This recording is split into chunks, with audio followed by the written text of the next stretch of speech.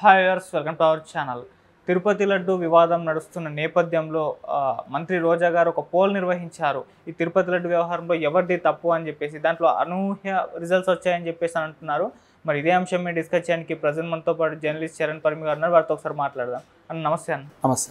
So మరి రోజా గారు అయితే ఒక పోల్ నిర్వహించారు, ఎవరిది తప్పు అన్నట్టుగా, జగన్ గారిదా చంద్రబాబు నాయుడు గారిదా అని చెప్పేసి. మరి ఎవరికి ఫలితాలు వచ్చాయి ఈ పోల్లో? మరి రోజా గారు పెట్టిన ఈ పోల్ ఆమెకి ఏమన్నా శుభవార్త చెప్పినట్టుగా ఉన్నా, లేకుంటే ఆమెకి చెంపదెబ్బ కొట్టినట్టున్నాయి? మీరేం చెప్తారు?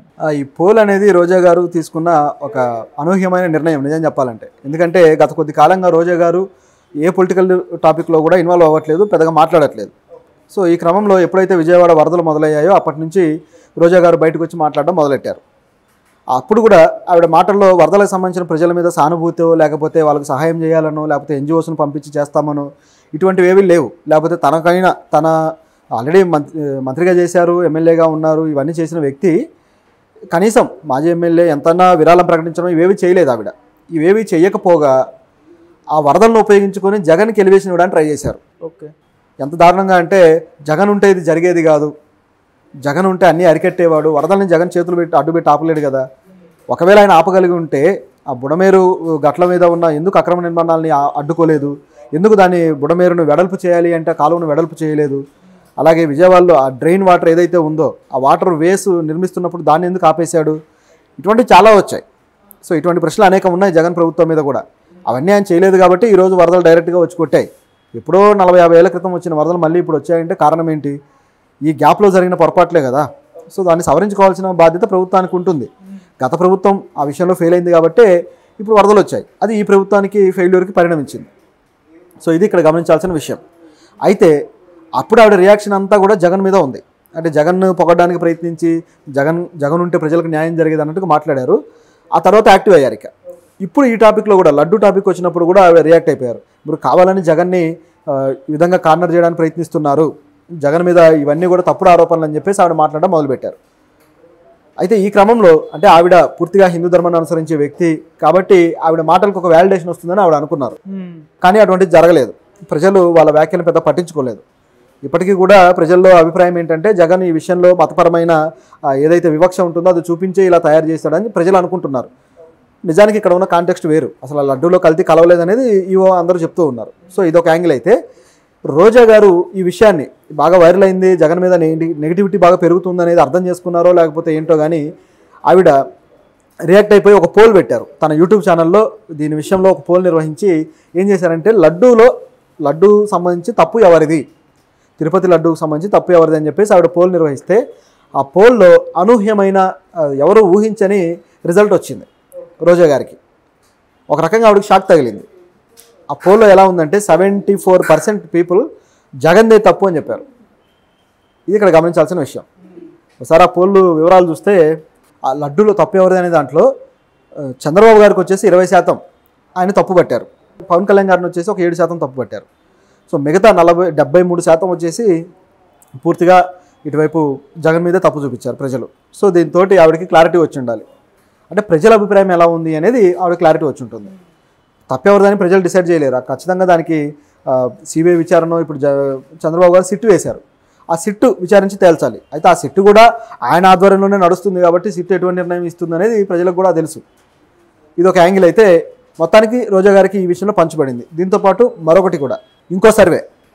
ఆ రెండో సర్వే ఏంటంటే, అసలు ఎవరి ప్రభుత్వంలో తిరుపతి క్షేమంగా ఉంది, సుభిక్షంగా ఉంది, సేఫ్గా ఉంది అనేది ఈ పోల్ అనమాట.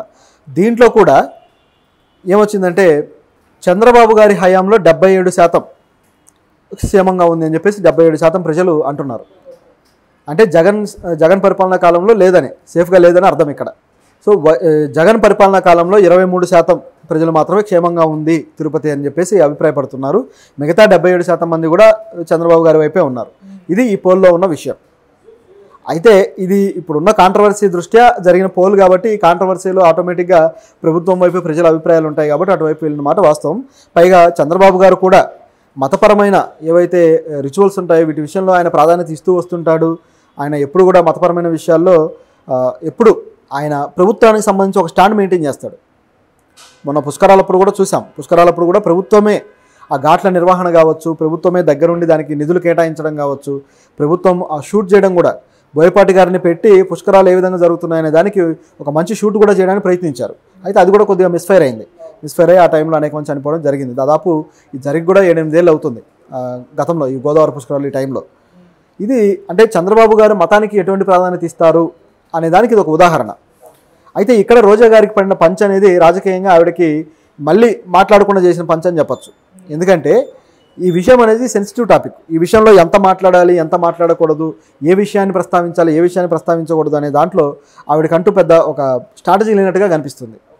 ఇప్పుడు ఈ పోల్ వైరల్ అయింది, చివరికి ఎవరికి నెగిటివ్ అవుతుంది? ఇది సహజంగా వైసీపీకే నెగిటివ్ అవుతుంది.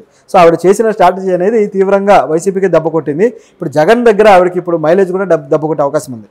ఎందుకు ఇలాంటి పిచ్చి పోల్స్ అని చెప్పేసి. పోల్ అనేది తటస్థంగా ఉన్న వాళ్ళు పెడితే వేరు.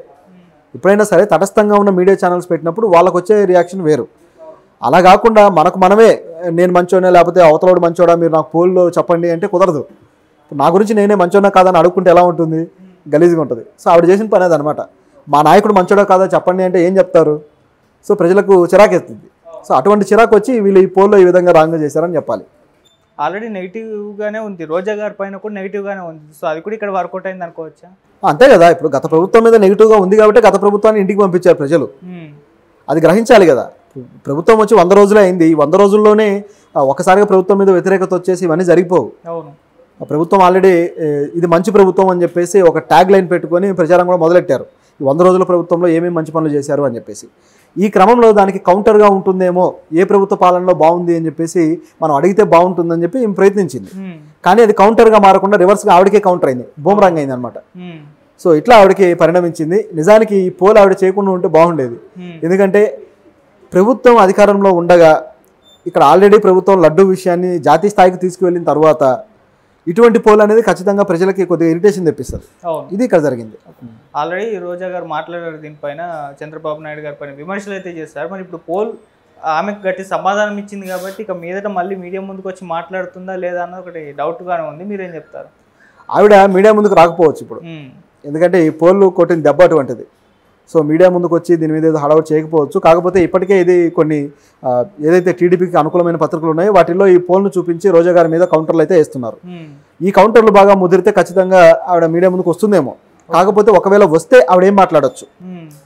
వస్తే ఆవిడ మాట్లాడే అంశం ఎలా ఉంటుందంటే, ఈ పోల్లో ఎక్కువగా టీడీపీకి సంబంధించిన శ్రేణులు పాల్గొన్నారు, మా వైసీపీ వాళ్ళు పాల్గొనలేదు, లేకపోతే సామాన్య ప్రజానీకం పాల్గొనలేదు అని చెప్పొచ్చు. ఎందుకంటే వీళ్ళు ఓటింగ్ అప్పుడు కూడా ఇలాగే మాట్లాడారు.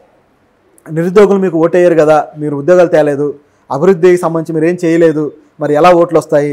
లేకపోతే ఎవరైతే ఉద్యోగులు ఆల్రెడీ ఉద్యోగాల్లో చేస్తూ ఉన్న వాళ్ళు ఉన్నారో వీళ్ళకి మీరు పిఎఫ్కి సంబంధించి మీరు కొత్త జీవోలు తీసుకొచ్చి వాళ్ళని ఇబ్బంది పెట్టారు, ఇవన్నీ చేశారు కదా, వాళ్ళ ఓట్లు మీకు రావు కదా, ఉద్యోగుల ఓట్లు అని అడిగినప్పుడు వీళ్ళు చెప్పిన సమాధానాలు ఏంటంటే, అసలు వాళ్ళు మా ఓటర్లే కాదు, మేము వాళ్ళ ఓట్లు దృష్టిలో పెట్టుకోవట్లేదు, మేము దృష్టిలో పెట్టుకున్న ఓట్లు మేము ఎవరికైతే సంక్షేమ పథకాలు చేశామో వాళ్ళ ఓట్లే పెట్టుకున్నాము. వృద్ధాప్య పింఛన్లు కావచ్చు, మహిళలకు భరోసా కావచ్చు, రైతులకు భరోసాలు కావచ్చు, అలాగే అమ్మ ఒడిని తీసుకున్న వాళ్ళు ఎవరైతే ఉన్నారో ఆ విద్యార్థుల తల్లిదండ్రులు కావచ్చు, ఆ విద్యార్థులు కావచ్చు, ఇటువంటి ఏవైతే మేము స్ట్రాటజీలు పాటించి సంక్షేమం చేస్తూ వెళ్ళామో, అంటే డబ్బులు ఇచ్చామో వాళ్ళే ఓట్లు వేస్తారని వీళ్ళు అనుకున్నారు. ఓకే, నిరుద్యోగ భృతి అన్నారు కానీ ఇవ్వాల, కాబట్టి వాళ్ళని లెక్కలోకి తీసుకోలేదు.